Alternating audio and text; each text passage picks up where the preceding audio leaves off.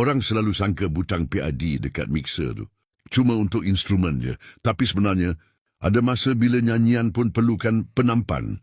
Bila guna mikrofon kondenser yang mahal atau beroutput tinggi, suara kita boleh bagi signal yang terlalu kuat. Bila tu berlaku, tanpa filter awal, preamp jadi macam cawan kecil yang kena tuang air dari jak besar, melimpah, tumpah, bersepah. Itulah yang kita dengar sebagai bunyi pecah atau kasar. Tapi bila PAD diaktifkan, dia turunkan signal tu, biasanya dalam 20 dB, sebelum ia sempat semakan input. Ini bukan potong kualiti, tapi stabilkan perjalanan signal bagi ruang preamp buat kerja dengan bersih.